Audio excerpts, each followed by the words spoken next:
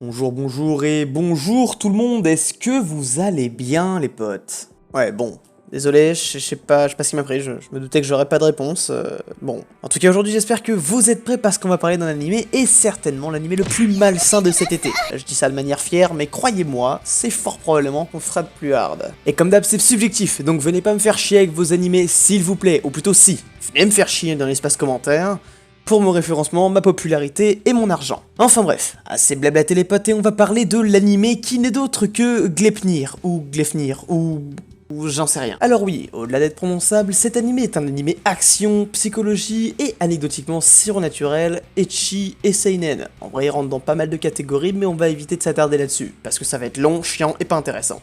Bon, je vous connais, je sais que vous vous questionnez, parce que finalement qu'est-ce que c'est que cette merde, et surtout qu'est-ce que ça a à foutre là? Eh bien, avant même de vous parler de la sexualisation omniprésente de l'animé, certaines scènes proches du viol ou alors même la pénétration dorsale d'une femme dans une peluche humaine, laissez-moi vous présenter Pinjam, le studio qui a réalisé Gleipnir. Et non, ce n'est pas un jeu que je sponsorise, fort malheureusement pour moi. En tout cas, studio qui tient plutôt bien son nom à vrai dire, et celui-ci est plutôt récent, ils ont notamment produit Just Because en 2017 et l'animé Layton en 2018 qui était je crois pas forcément foufou. Enfin bref, en ce qui concerne l'histoire, on y retrouve Suichi Kagaya, un lycéen plutôt doué, apprécié des autres, enfin bref, jusque là, le mec banal. Sauf que non, parce que le mec a juste le pouvoir de se transformer en monstre, oui, en monstre. Bon, le petit problème pour lui, c'est que sa forme, c'est pas dingue, c'est une sorte de mascotte peluche ours à deux places, donc oui. Vous le voyez venir, j'ai parlé de Hachi, notre héros sera donc accompagné de son amie Claire, une jeune fille de seconde qui découvrira le secret de notre meilleur pote. Ouais, et il est vrai qu'un peu plus tôt dans la vidéo, je vous avais parlé de pénétration dorsale. Eh bien oui, Claire va donc rentrer dans le corps de notre ami. Et croyez-moi, il va nous le faire comprendre. Bon, je suis désolé hein, à tous les accros au sexe ou les mecs en chien qui sont sur la vidéo, je n'irai pas plus loin en ce qui concerne les extraits, sinon YouTube va sauter sur la première occasion pour me Peggy 19. Non, Peggy 18, pardon. Enfin bref, nos deux amis devront retrouver la sœur de Claire qui a en l'occurrence tué leurs deux parents. Fun.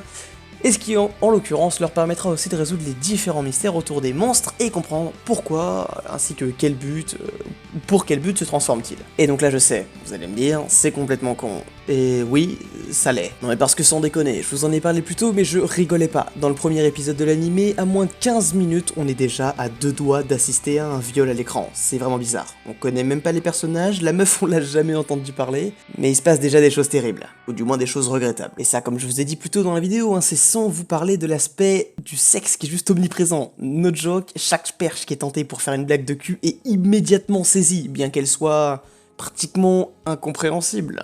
Allez, au fond, je vais peut-être défendre un peu l'animé. Franchement, c'est presque dommage, parce qu'il y a pas mal de potentiel au niveau de son histoire ou même de sa moralité. Il y a de l'idée, c'est assez psychologique, et en l'occurrence, on voit pas ce genre de choses tous les jours. Ce que je veux dire, c'est qu'il y a certaines choses qui forcent à réfléchir. Mais évidemment, pas tout. Alors oui, pour essayer de me dédouaner de tout ça, je vous vends plutôt l'histoire en vous disant qu'il y a un aspect psychologique bien à lui, ou même une histoire un peu différente, il reste pour autant vraiment glauque et malsain. Ce que je veux dire par là, c'est que quand je parle de bonne moralité, je ne parle pas de viol. Que ce soit clair entre nous, je veux pas... Enfin bref. Donc oui, de toute façon les gars, chacun aime ce qu'il veut, c'est subjectif, vous voulez regarder l'animé, vous le regardez, ça me pose pas de problème. Moi je voulais vous présenter cette œuvre, si je peux appeler ça une œuvre, vous en faites ce que vous voulez. Car si vous cherchez une histoire différente ou juste un animé ecchi sans limite, ben en fait, Gleipnir est probablement fait pour vous. En tout cas mesdames et messieurs, après vous avoir parlé d'un sujet aussi fun que ça, je veux dire, le viol, les choses malsaines, tout ça, le sang... C'est un kiff quoi, c'est un kiff entre nous.